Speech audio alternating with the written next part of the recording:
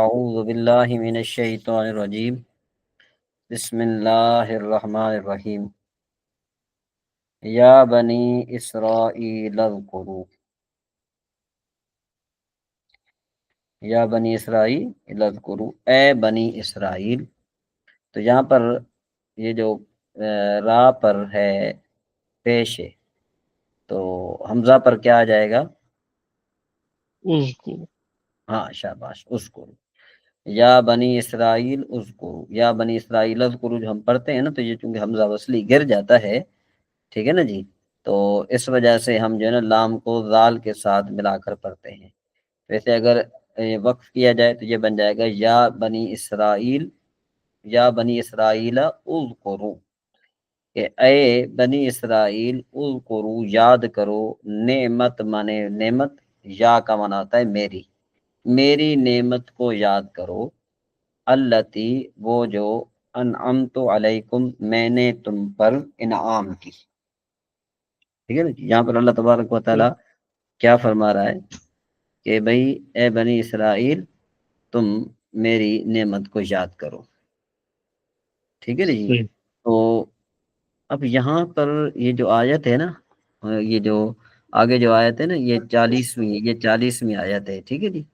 تو اس جی. آیت سے لے کر آگے تقریباً 150 تک جو آیات کریمہ ہیں، ان کے اندر اللہ تبارک و تعالی بنی اسرائیل کے عروج و زوال، عزت و ذلت اور اقبال وغیرہ، یعنی نیک بختی اور بد بختی کا اللہ تبارک و تعالی ذکر فرما رہا ہے. ٹھیک ہے نا صحیح. جی. تو یہاں پر اللہ جی. تبارک و تعالی نے ارشاد فرمایا کہ بھئی ان نعمتوں کو یاد کرو جو میں نے تم پر انعام کی.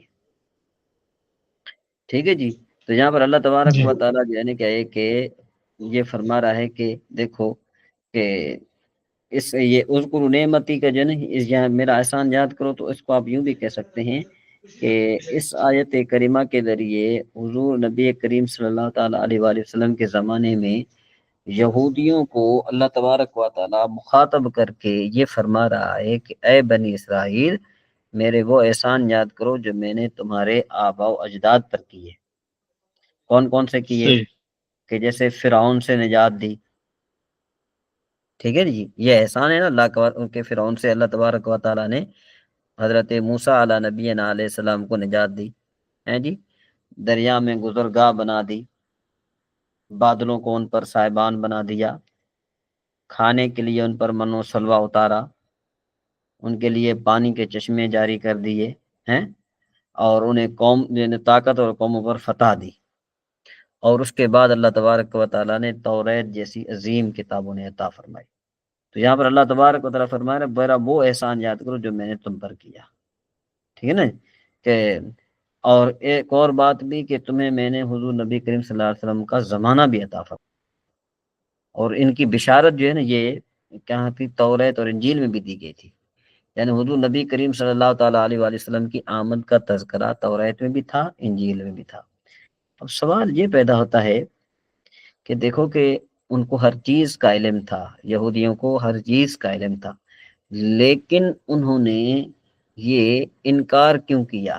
یہ کیوں جو ہے نا حضور نبی کریم صلی اللہ علیہ وسلم پر ایمان نہیں لایا؟ تو اب آگے آپ دیکھیں گے یہ آیت کریمہ ہے، یہ میں آپ کو بتا دیتا ہوں. یہاں پر دیکھو جی، یہ یہاں ہے. یہاں پر اللہ تبارک و تعالیٰ نے یہ فرمایا، یہ دیکھو یہ بغین، یعنی یہاں پر یہ جو ہے نا، یہ انہوں نے کیا کیا کہ حضور نبی کریم صلی اللہ علیہ وسلم پر ایمان نہیں لایا. بغین کا معنی کیا تھا؟ حسد کی وجہ سے. حسد کیا تھا؟ حسد ان کو یہ تھا کہ آخری نبی بنی اسرائیل میں سے ہوتا. تو چونکہ آپ صلی اللہ تعالیٰ علیہ وآلہ وسلم بنی اسرائیل میں سے نہیں ہیں، سمجھ میں آئی بات؟ جو بنی اسرائیل میں سے نہیں ہیں تو اس وجہ سے انہوں نے ایمان نہیں لایا. جی بات سمجھ میں آ رہی ہے؟ جی آ رہی ہے. میں مائک میوٹ کیا ہوا ہے، پیچھے بات کر رہے ہیں. آپ نے وہ ہینڈ ریز کر دیا کریں، جو اب بات سمجھ میں آئی یعنی آپ مجھے ریئیکٹ کر دیا کریں تاکہ مجھے پتا چلے. ٹھیک ہے. تو یہاں پر یہاں پر دیکھو کہ اللہ تبارک و تعالیٰ جو ہے نا ان سے یہ فرمایا تھا کہ بھئی میں نے تم پر انعام کیا. اچھا جی، وَأَوْفُوا بِعَهْدِي أُوفِ بِعَهْدِكُمْ، کہ میرا تم وعدہ جو ہے نا جو میرا جو وعدہ ہے نا اس کو تم پورا کرو. اوف بعہدکم، تو میں تمہارے عہد کو پورا کروں. تو یعنی گویا کہ یہاں پر اللہ تبارک و تعالی یہودیوں کو یہ ارشاد فرما رہا ہے کہ میرا وعدہ یہ تھا کہ تم میرے حضور نبی کریم یعنی تم میرے حبیب پر ایمان لا کر وہ عہد پورا کرو جو میں نے تم سے جو تم نے مجھ سے کیا تھا.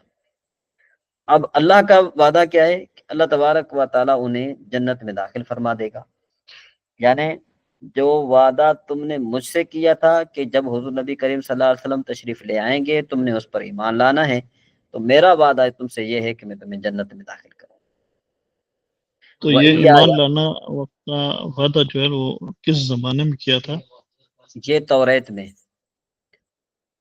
میں اللہ تبارک و تعالیٰ نے ان سے وعدہ لیا تھا. ٹھیک ہے نا جی، توریت میں تھا کہ بھئی جب اللہ حضور نبی کریم صلی اللہ تعالیٰ علیہ وآلہ وسلم تشریف لائیں گے تو تم نے اس پر ایمان لانا ہے. وہ انہوں نے ایمان کیوں نہیں لایا؟ میں نے آپ کو اگلی آیت آپ کو دکھائی کہ حسد کی وجہ سے، کہ بھئی ان کو حسد تھا کہ بنی اسرائیل میں سے جو ہے نا کیا ہے آخری نبی ہوتا، تو آخری نبی جو ہے نا کیا ہے کہ بنی اسرائیل میں سے نہیں ہے، تو انہوں نے ایمان نہیں لایا. تو یہاں پر اللہ تبارک و تعالیٰ فرما رہا ہے کہ بھئی میرے عہد کو تم پورا کرو. میرے عہد کو پورا کرو گے تو میں تمہارے عہد کو پورا کروں گا. جی سمجھ میں آ رہی ہے بات؟ اوفو کا کیا مطلب ہے؟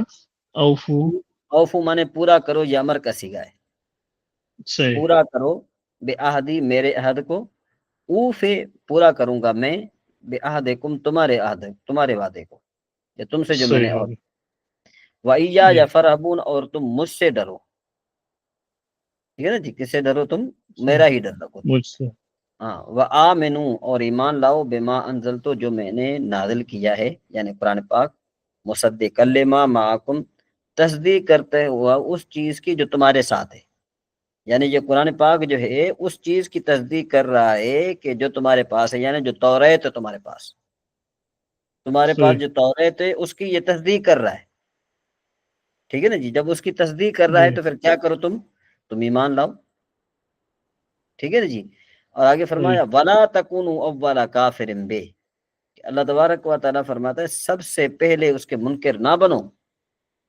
یعنی قرآن پاک کہ تم پہلے منکر نہ بنو، بلکہ وہ تو تمہاری تصدیق کر رہا ہے توریت کی بھی. وَلَا تَشْتَرُوا بِآيَاتِي ثَمَنًا قَلِيلًا، اور میری آیتوں کے بدلے تھوڑے دام نہ لو.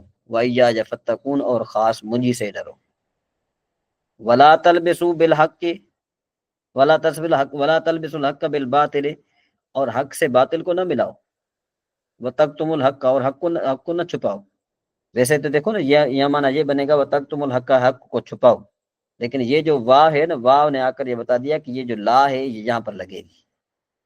ٹھیک ہے نا، اس کو واو صرف کہا جاتا ہے. اس کو کیا کہا جاتا ہے؟ واو صرف کہا جاتا ہے. وَلَا تَلْبِسُوا الْحَقَّ بِالْبَاطِلِ وَلَا تَكْتُمُوا الْحَقَّ، کہ بھئی نہ تو تم حق کو باطل کے ساتھ ملاؤ اور نہ تم حق کو چھپاؤ. وَأَنْتُمْ تَعْلَمُونَ. ہاں اگر صرف وَلَا تَلْبِسُوا الْحَقَّ کے بِالْبَاطِلِ، اس کے بعد اس کو اگر نہ پڑھا جائے تو یہاں سے شروع کرنا ہے وَتَكْتُمُوا الْحَقَّ مثال کے طور پر، تو یہاں پہ وَلَا لگا سکتے ہیں؟ نہیں ولا نہیں لگا سکتے. سمجھ میں آئی بات؟ وَتَكْتُمُوا الْحَقَّ ہم پڑھیں گے، لیکن چونکہ وَتَكْتُمُوا الْحَقَّ ہم پڑھیں گے نا تو یہاں پر مفہوم جو ہے نا واضح نہیں ہو رہا. تو قرآن پاک میں جو نماز میں آپ قرآن پاک کی وہ آیت پڑھ سکتے ہیں کہ جس کا مفہوم پورا ہو جائے، اور جس کا مفہوم پورا نہ ہو تو آپ اگلی آیت کو ملائیں تاکہ مفہوم اس کا پورا ہو جائے، تاکہ ایک بات جو ہے سے مکمل ہو جائے. آدھی بات کو آپ جو ہے نا کیا چھوڑ سکتے ہیں. ٹھیک ہے جی. تو یہاں پر دیکھو کہ کیا فرمایا گیا، وَلَا تَلْبِسُوا الْحَقَّ بِالْبَاطِلِ، تو حق کو باطل سے نہ ملاؤ. تو یہودی علماء نے کیا کیا تھا کہ حضور نبی کریم صلی اللہ تعالیٰ علیہ وآلہ وسلم کی عظمت و نبوت سے متعلق جو توریت کی آیات تھیں وہ چھپاتے تھے، اور کبھی کچھ بیان کرتے تو ان کے سامنے اپنی طرف سے کچھ باطل باتیں ملا دیا کرتے تھے. مثلا وہ اپنے جی پیروکاروں سے یہ کہتے تھے کہ حضور نبی کریم صلی اللہ علیہ وسلم نبی تو ہیں لیکن ہمارے لیے نہیں بلکہ دوسروں کے لیے ہیں. تو یہودی علماء نے اس طرح کی کئی باتیں گھڑی ہوئی تھی تو جن کے ذریعے وہ جان بوجھ کر حق چھپاتے تھے اور حق کو باطل کے ساتھ ملا کر دھوکہ دینے کے طریقہ اختیار کرتے تھے.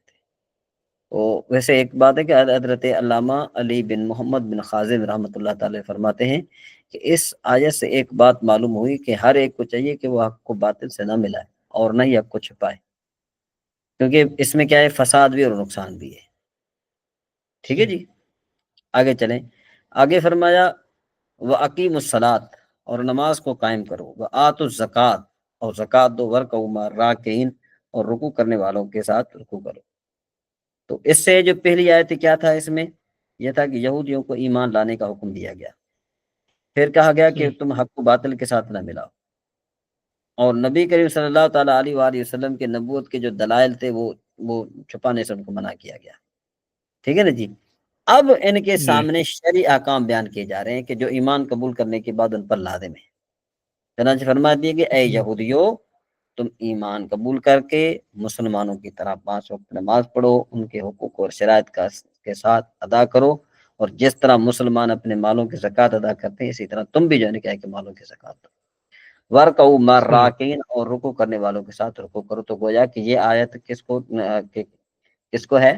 یہ جو ہے نا کیا ہے کہ یہودیوں کو جو ہے نا کیا ہے کہ یہ خطاب ہے. ٹھیک ہے نا جی. صحیح. تو اس کے بعد پھر فرمایا اَتَأْمُرُونَ النَّاسَ بِالْبِرِّ. اب یہ ہے نا کہ دیکھو اگر قرآن پاک میں صرف یہ پڑھا جائے وَأَقِیمُوا الصَّلَاةَ وَآتُوا الزَّکَاةَ وَارْکَعُوا مَعَ الرَّاکِعِینَ، اور نماز قائم کرو اور زکوٰۃ دو اور رکوع کرنے والوں کے ساتھ رکوع کرو، تو بظاہر تو سے معلوم یہ ہوتا ہے نا کہ یہ مسلمانوں کو خطاب کیا جا رہا ہے. تو اس لیے جو ہے نا جی کہ جی قرآن پاک میں یہاں سے پڑھنا چاہیے یا بنی اسرائیل اذکروا نعمتی التی، یہاں سے پڑھنا چاہیے اور یہ پورا رکوع پڑھنا چاہیے. ٹھیک ہے نا جی. نماز میں. ہاں نماز میں جو ہے نا کیا ہے کہ یہ پورا رکوع جب پڑھا جائے گا تو اس کا مفہوم واضح ہو جائے گا، اور نہیں تو پھر اس کا مفہوم جو ہے نا کیا ہے کہ واضح نہیں ہوگا. یہاں سے بھی وَلَا تَلْبِسُوا الْحَقَّ، یہاں سے بھی ہاں نہیں پڑھ سکتے. ہاں یہاں سے بھی جو ہے نا کیا ہے کہ آپ پڑھ سکتے ہیں، لیکن یہ کہ بہتر یہ ہے کہ چونکہ اس کا تعلق وآمنو سے ہے، واضح. جی جی. وآمنو سے، اور وآمنو کا تعلق کس کے ساتھ ہے؟ یا بنی اسرائیل بنی جامع اسرائیل. اس گروہ سے ہے. ٹھیک ہے نا جی. تو کوشش یہ کرنی چاہیے کہ آپ جو نماز میں پڑھیں، خصوصاً جو ائمہ حضرات ہیں ان کے لیے ضروری ہے کہ وہ جب نماز میں پڑھیں تو ایسی چیز پڑھیں کہ تاکہ ایک مفہوم واضح ہو جائے. عام نماز ویسے تو شرع کے لحاظ سے بھائی آپ 3 چھوٹی رکعتیں پڑھ سکتے ہیں، کوئی سی بھی آپ پڑھ سکتے ہیں، اس میں ممانعت نہیں ہے، لیکن بہتر یہ ہے کہ ایسی آیات کو پڑھا جائے کہ جس میں مفہوم واضح ہو. ٹھیک ہے نا جی. اب دیکھو کہ جی. ایک جو ہے نا وہ مصطفیٰ رضا خان اعلیٰ حضرت رحمہ اللہ کے جو ہے نا کیا ہے کہ وہ خاندان میں سے جو ہے صبر. ان کی ایک صبر. نعت ہے میں تو جاتا لیکن سرکار نے جانے نہ دیا. ٹھیک ہے نا جی. کیا ہے؟ نعت کا آخری اشعار کیا ہے؟ میں تو جاتا لیکن سرکار نے سرکار نے جانے نہ دی. جانے نہ دیا. تو بظاہر آپ کو کیا سمجھ میں آ رہا ہے؟ یہ کوئی سمجھ نہیں کہاں جاتا، یہ نہیں سمجھ آ رہا. نہیں سمجھ میں آ رہا. تو وہ یہ جی. فرماتے ہیں، کہتے ہیں کہ میرے اعمال کا بدلہ تو جہنم ہی تھا. میرے ابھی اعمال سمجھا. کا بدلہ کیا تھا؟ میرے جہنم اعمال ہی کا تھا. بدلہ کیا تھا؟ جہنم ہی تھا. میں تو جاتا لیکن سرکار نے جانے نہ دیا. اب واضح ہو گیا. اب واضح ہو گیا. یہ اسی طریقے سے تو ہمارے یہاں ایک وہ طالب علم تھے، وہ یوں پڑھتے تھے کہ بھئی میں تو جاتا لیکن سرکار نے جانے نہ دیا. تو بظاہر تو یہ لگتا تھا کہ بھئی اس کا یہ پروگرام ہے کہ میں مدینے جاتا لیکن سرکار نے مدینے جانے نہیں دیا. تو میں نے کہا یہ تو رسوائی والی بات ہے. تو جب اس کے پہلے شعر کو دیکھا گیا تو پھر جو ہے نا وہ بات سمجھ میں آ گئی. ٹھیک ہے جی، آگے چلیں. اتامرون، مانے کیا؟ تامرون حکم دیتے ہو، الناس لوگوں کو حکم دیتے ہو بھلائی کا، وتنسون انفسکم، اور اپنے آپ کو بھول جاتے ہو. وانتم تتلون الکتاب، حالانکہ تم کتاب پڑھتے ہو. حالانکہ کیا ہے؟ تم کتاب پڑھتے ہو. افلا تعقلون، پس تمہیں کیا تمہیں عقل نہیں ہے؟ تو یہ آیت مبارکہ جو ہے نا یہ ان یہودی علماء کے بارے میں ہے جن سے ان کے مسلمان رشتہ داروں نے دین اسلام کے متعلق درخت کیا تھا، اور انہوں نے کہا کہ تم اس دین پر قائم رہو، اور حضور نبی کریم صلی اللہ علیہ وسلم کا دین حق اور کلام سچا ہے. ٹھیک ہے نا جی. یا پھر یہ آیت ان یہودیوں میں نازل ہوئی جنہوں نے مشرکین عرب کو حضور اقدس صلی اللہ تعالیٰ علیہ وآلہ وسلم کے مبعوث ہونے کی خبر دی تھی اور حضور نبی کریم صلی اللہ علیہ وسلم کی پیروی کرنے کی ہدایت کی تھی. پھر جب حضور نبی کریم صلی اللہ تعالیٰ علیہ وآلہ وسلم مبعوث ہوئے، پیدا ہوئے، تو ہدایت کرنے والے حسد سے خود کافر ہو گئے. وہ جیسے میں نے آگے بتایا آپ کو اگلی آیت. ٹھیک ہے نا جی. اور انہیں فرمایا گیا کہ لوگوں کو تو تم نیکی کا حکم دیتے ہو. کیا حکم دیتے ہو؟ کہ جب حضور نبی کریم صلی اللہ تعالیٰ علیہ وآلہ وسلم آئیں تو تم نے اس پر ایمان لانا ہے. ٹھیک ہے جی. لوگوں تو کہتے ہیں، لوگوں کو کیا کہتے تھے کہ جب حضور نبی کریم صلی اللہ علیہ وسلم آئیں تو کیا کرنا ہے؟ ان پر ایمان لانا ہے. ہاں. اللہ نے فرمایا اتامرون الناس بالبر، کہ کیا تم لوگوں کو اچھائی کا حکم دیتے ہو کہ بھئی جب حضور نبی کریم صلی اللہ علیہ وسلم آئیں تم ان پر ایمان لاؤ. وتنسون انفسکم، اور اپنے آپ کو بھول جاتے ہو. وانتم تتلون الکتاب، حالانکہ تم کتاب کو پڑھتے ہو. افلا تعقلون، تو کیا تمہیں عقل نہیں ہے؟ کہ بھئی بات یہ ہے کہ جب تم خود کہتے ہو ان کو جو ہے نا کیا ہے کہ حضور نبی کریم صلی اللہ علیہ وسلم جب جو ہے نا تشریف لائیں گے تو تم نے ان پر ایمان لانا ہے، لوگوں کو بتاتے ہو، تم خود جو ہے نا کیا ہے کہ بھول جاتے ہو. کس وجہ سے بھول جاتے ہو؟ حسد کی وجہ سے. ٹھیک ہے نا جی. جی. وَاسْتَعِینُوا بِالصَّبْرِ وَالصَّلَاةِ، اللہ نے فرمایا کہ نماز اور صبر سے مدد چاہو. ٹھیک ہے نا جی. تو اب اب یوں کہہ سکتے ہیں کہ اس سے جو پہلی آیتیں گزر گئی ہیں تو وہاں پر کیا کیا گیا تھا کہ بنی اسرائیل کو حضور نبی کریم صلی اللہ تعالیٰ علیہ وآلہ وسلم پر ایمان لانے اور ان کی شریعت پر عمل کرنے اور جو ان کی چودراہٹ تھی ختم کرنے اور منصب و مال کی محبت سے نکال دینے کا حکم دیا گیا تھا. اب اس آیت میں ان سے فرمایا جا رہا ہے کہ اے بنی اسرائیل، اپنے نفس کو لذتوں سے روکو، صبر کا چاہو، صبر سے مدد، اور اگر صبر کے ساتھ ساتھ جو ہے نا کیا ہے کہ نماز سے بھی جو ہے نا کہ تم مدد کرو. ٹھیک ہے نا جی. تو پھر کیا ہو جائے گا کہ پھر اس سے جو کیا ہو جائے گا کہ منصب اور مال کی جو محبت ہے نا وہ تم دل سے آسانی کے ساتھ تم نکال سکتے ہو. ٹھیک ہے جی. تو اس کے بعد آپ یوں بھی کہہ سکتے ہیں کہ یہ جو ہے نا کیا ہے کہ یہ مسلمانوں کے بارے میں بھی ہے کہ اے مسلمانوں، تم رضاء الہی کے حصول اور اپنی ضروریات کی جو تکمیل ہے نا وہ تم صبر اور نماز سے پوری کر سکتے ہو. ٹھیک ہے جی. صحیح ہو گیا. فرمایا وَإِنَّهَا لَكَبِيرَةٌ، اور بے شک یہ بھاری ہے، إِلَّا عَلَى الْخَاشِعِينَ، مگر ان پر بھاری نہیں ہیں جو عاجز لوگ ہیں. ٹھیک ہے نا جی. اب عاجز لوگ کون ہیں؟ وہ ہیں کہ جن کو یقین ہے، یظنون، مانے جن کو یقین ہے انہم ملاقو ربہم، کہ وہ اپنے رب سے ملاقات کریں گے، وانہم الیہ راجعون، اور اس کی طرف لوٹنا ہے ان کو. جن کو یقین ہے ان کی طرف جانے کیا ہے کہ یہ وہ ہے. ٹھیک ہے جی. یہ رکوع آپ کا مکمل ہوا. اس کے بعد پھر ہم چلتے ہیں آگے نامیر کی طرف چلتے ہیں. میرے خیال میں کہ یہ کل آپ نے یہ سمجھ لیا ہو گیا. اب یہاں پر ایک جو ہے وہ فائدہ بتا رہے ہیں، کہتے ہیں کہ خیال رہے کہ مرکب غیر مفید ہمیشہ جملے کا کوئی جز واقع ہوتا ہے. یعنی اوپر جو مرکب غیر مفید کے کتنے قسم گزر چکے ہیں.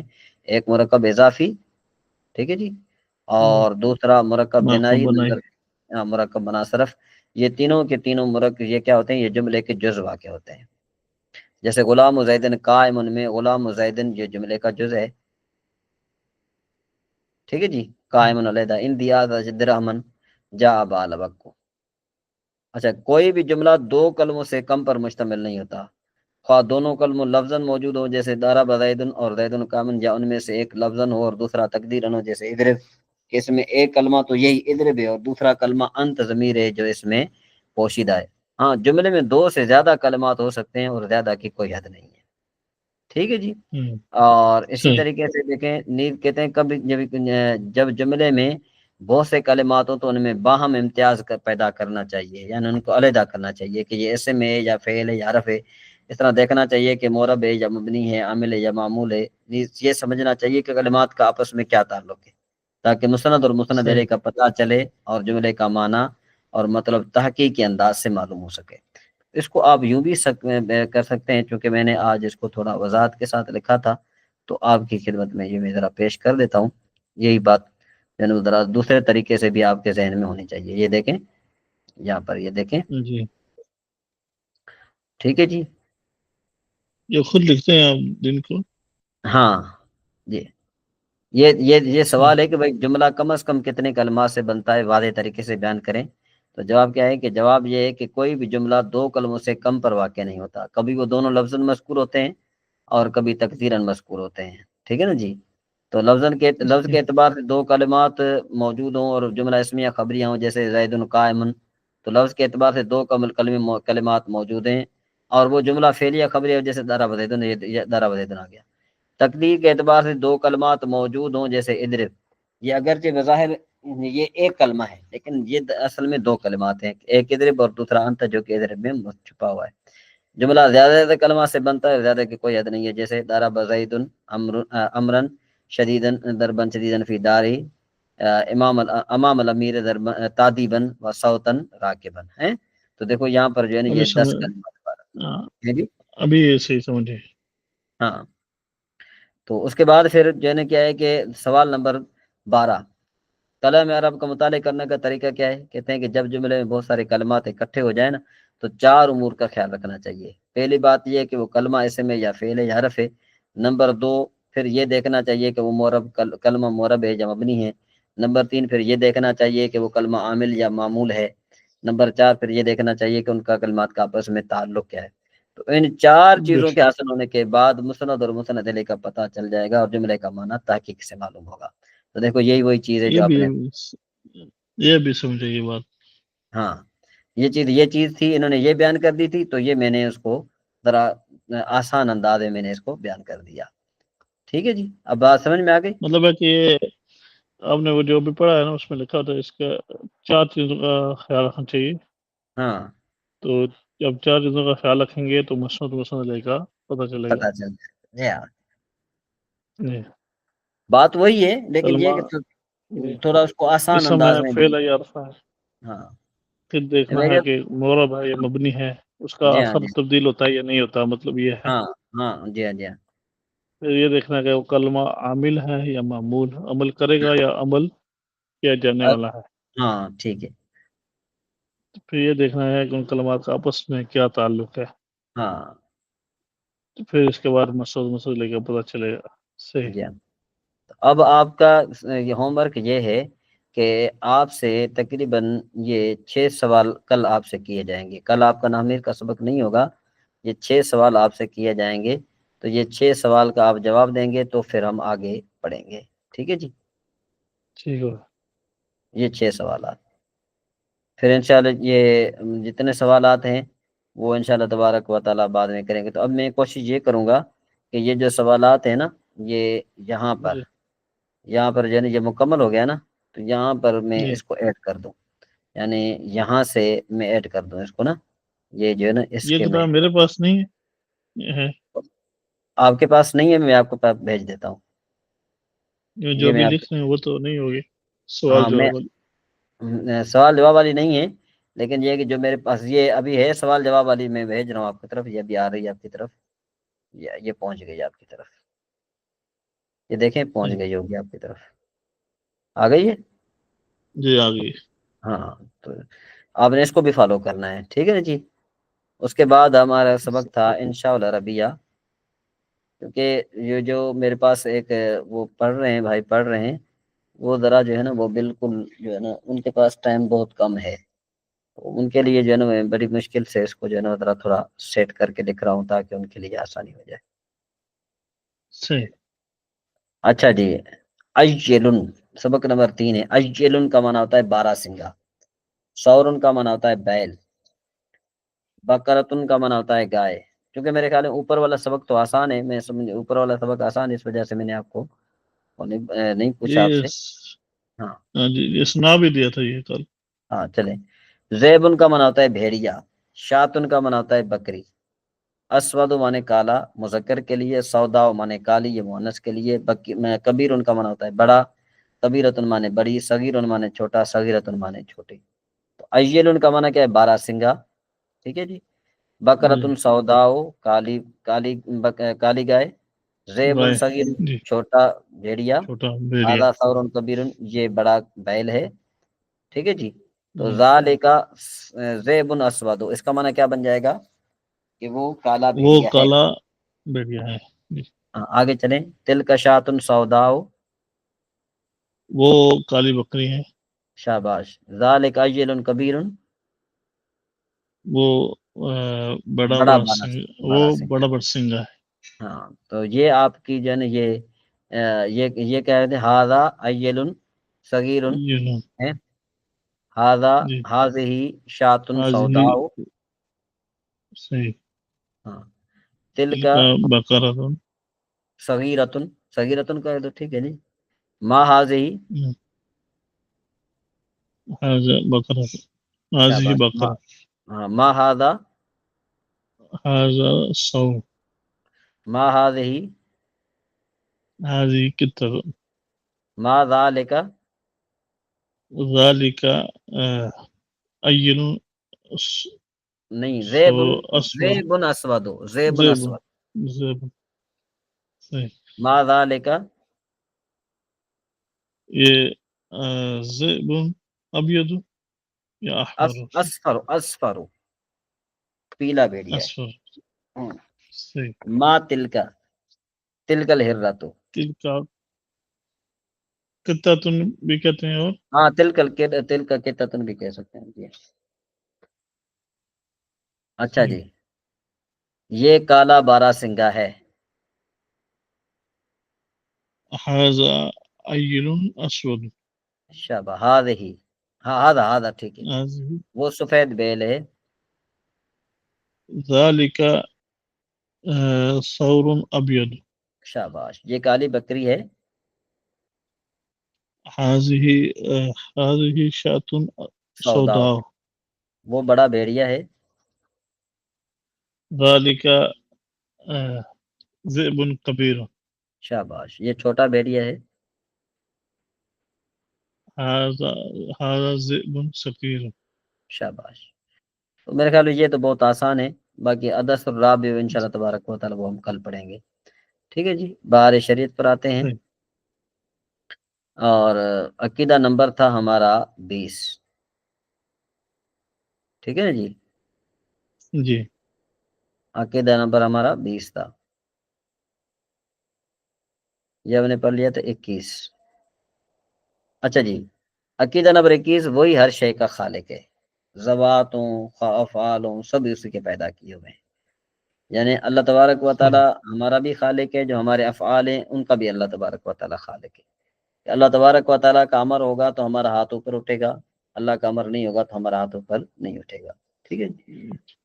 عقیدہ نمبر 22، حقیقتاً روزی پہنچانے والا وہی ہے، ملائکہ وغیرہ وسائل وسائط ہیں، ہر بھلائی برائی اس نے اپنے علم ازلی کے موافق مقدر فرما دی ہے، جیسا ہونے والا تھا اور جو جیسا کرنے والا تھا اپنے علم سے جانا اور وہی لکھ لیا، تو یہ نہیں کہ جیسا اس نے لکھ دیا ویسا ہی ہم نے کرنا تھا، بلکہ جیسا ہم کرنے والے تھے نا اللہ نے ویسا ہی لکھ دیا۔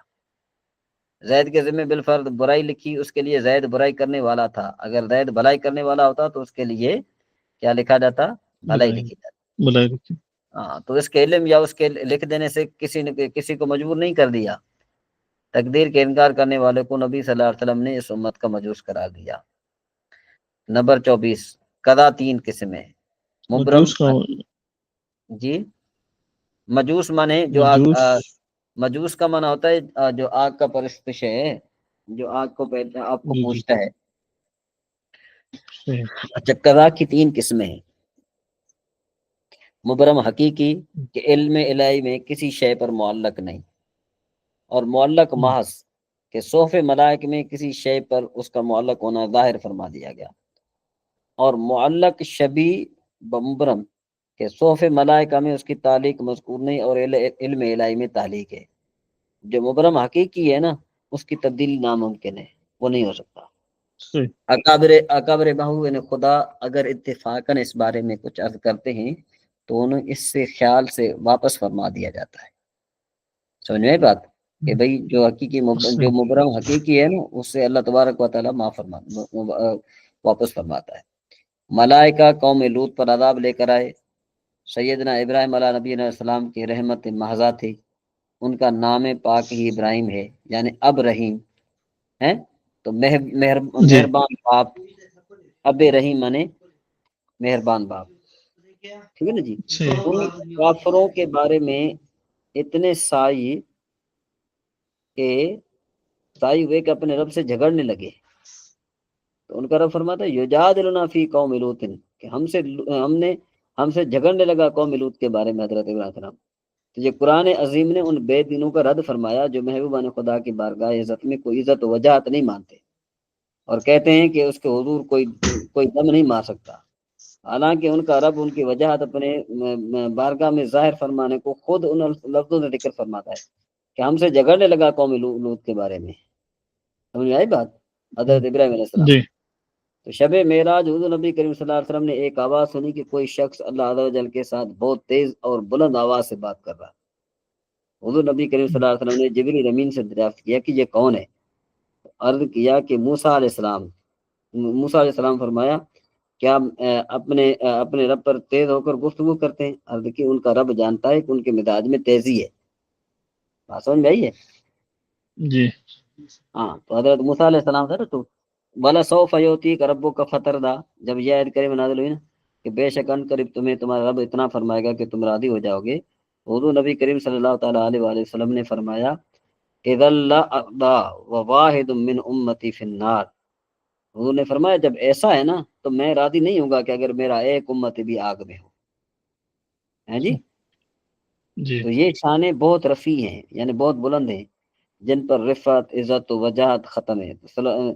تو صلوات اللہ تعالیٰ وسلام علیہ مسلمان باپ کا کچا بچہ جو عمل سے گر جاتا ہے نا، اس کے لیے حدیث میں فرمایا گیا کہ روز قیامت وہ اپنے ماں باپ کی بخشش کے لیے ایسا جھگڑا کرے گا جیسے قرض خواہ کسی قرض دار سے قرض مانگتا ہے، یہاں تک کہ فرمایا گیا ایھا سکت المرغم ربہ، کہ اے کچے بچے اپنے رب سے جھگڑنے والے اپنے ماں باپ کا ہاتھ پکڑ لے اور جنت میں چلا جا۔